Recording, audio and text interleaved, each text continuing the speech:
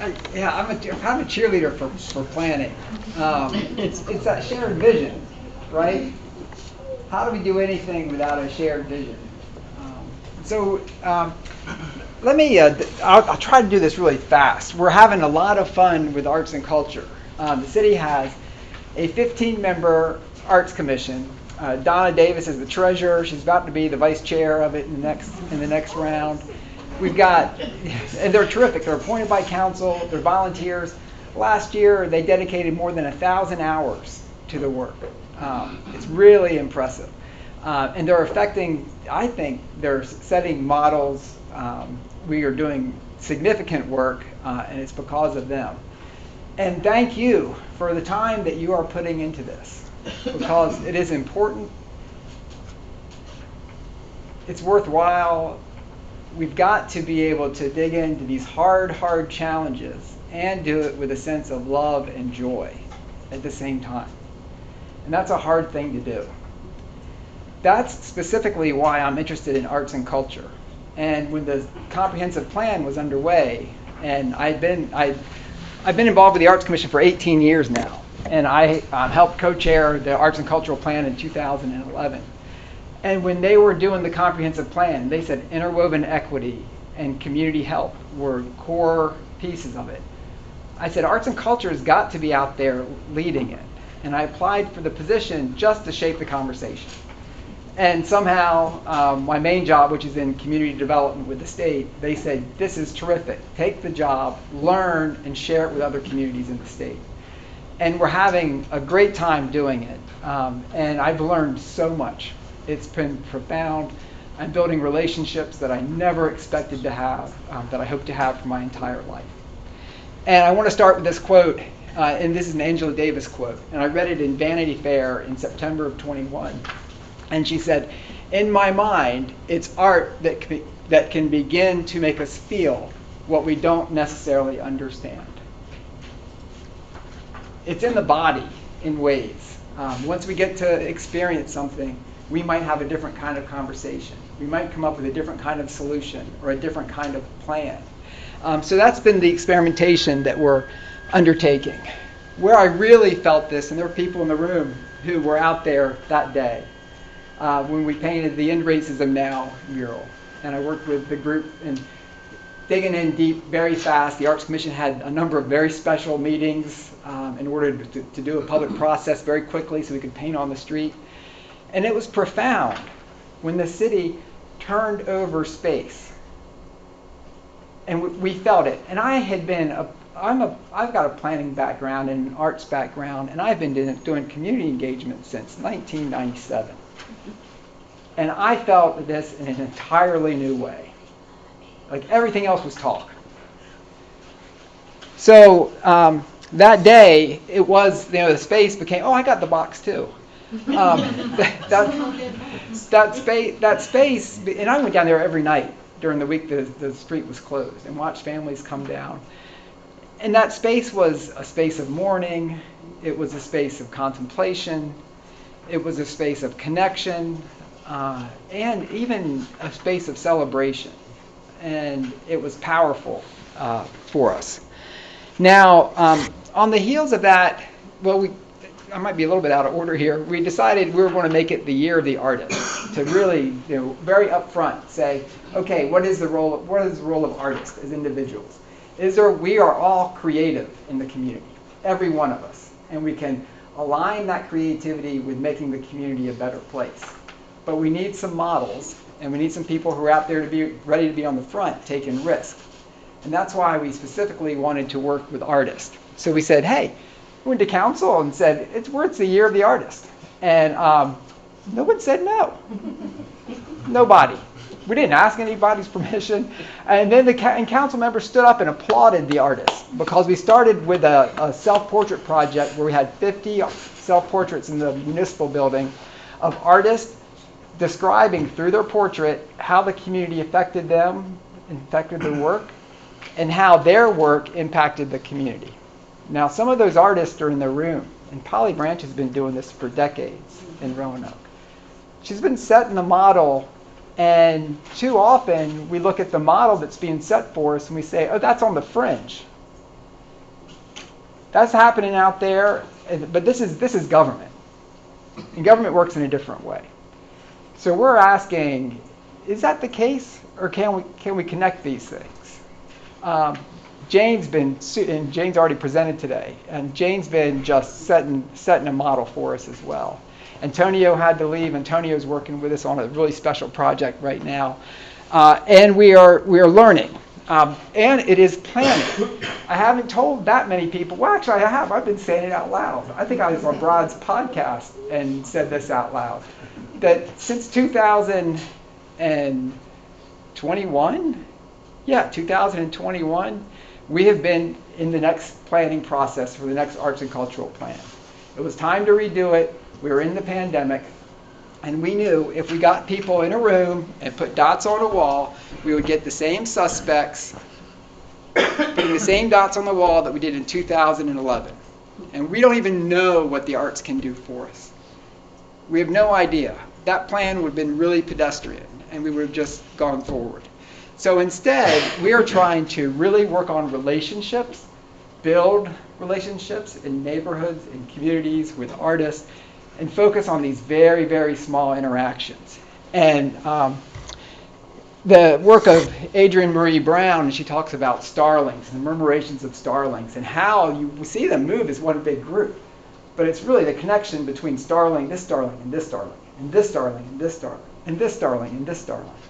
And that's how our community is going to be strong. That's how we're going to move together. That's how we're going to make something happen. But it's a very different kind of planning than the traditional planning, in a way. But I think it can go right alongside it.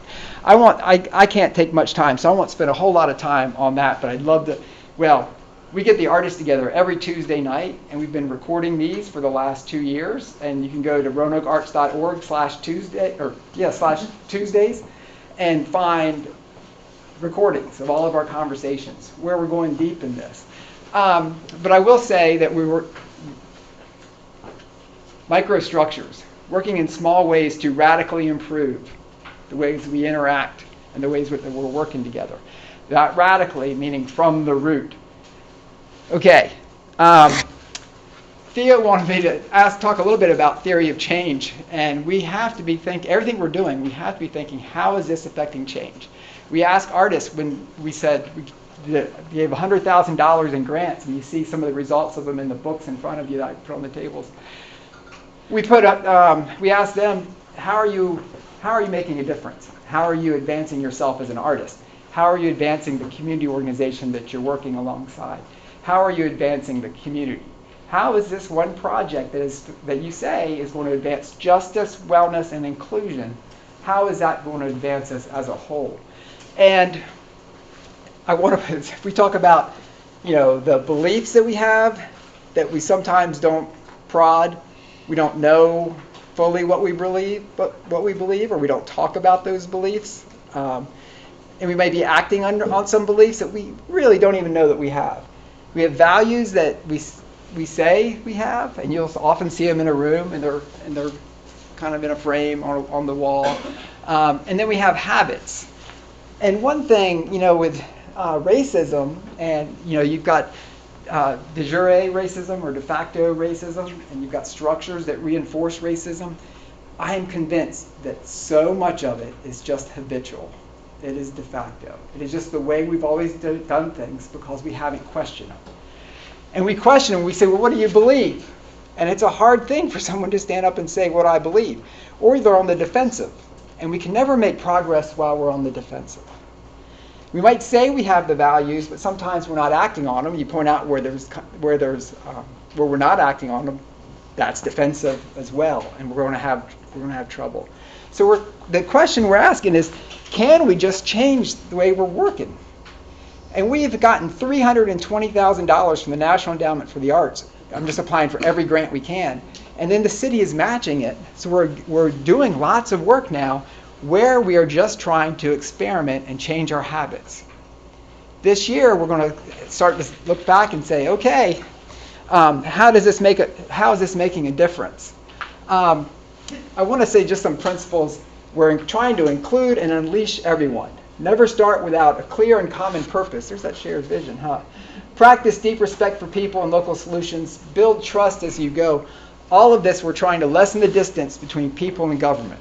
So that plan, where they say, someone is in that room over there planning, and they're not inviting us in. We can't have that. We have got to demonstrate, and we've got to let government feel what it feels like to invite the neighborhood in and plan in a different way. We all have to feel it. Learn by failing forward. Boy, this is a hard one. I want everything to be perfect. And it can't be perfect. So please, give me a little bit of grace when I fall flat on my face with this. When we all do. Practice self-discovery within every group. Oh, so much opportunity. We can learn about each other. We can learn about ourselves. Amplify freedom and responsibility. Emphasize possibility. Believe it before you see it. What do we believe? Do we ever get involved in a process where we're putting our own time into it, where we don't believe it's going to make a difference? Do we? Sometimes I think we do. Invite creative destruction to enable innovation. Again, you've got to be ready to break some things, I guess. Engage seriously in playful curiosity. So we have, as we're building this arts and cultural plan, we know what it's going to look like. So we've already been working on it for 2 years by paying artists and demonstrating things. We're going to start to pull it together this coming year, and by the end of 25, we're going to have our plan. But we're going to have demonstrated with the things that you're seeing in that booklet there, we're going to demonstrate in new ways what the arts can do and how we can build from neighborhoods up rather than plan from the top down. And it happens all together. It's not an either or. We need to be making these plans, but they can be informed by action in a thoughtful way. So that's what our plan's going to look like. The Year of the Artist, we wanted to advance community goals, integrate artists in civic problem solving. So we have our creative hat around the table, even when it's a stagnant, dry boardroom where you don't think your creativity and your whole self are invited. We want to make sure it's invited. We want to explore and experiment, pay artists, strengthen the network, connect, have fun. That joy from the Daisy Art Parade, it's got to be intentional. But overall, we're building a learning community where we don't know the answer. None of us know the answer, but we've got to be willing to dig in together and ask questions, pursue the curiosity, and try things, and not be afraid of trying it. I'm going to send a link and I knew I wouldn't have time to share this today, but this is Mary Catherine Bates, and it's a 4-minute clip from the show On Being.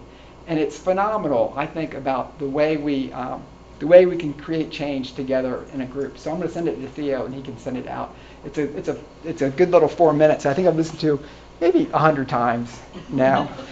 And then finally, as I'm leaving, we've got so much going on.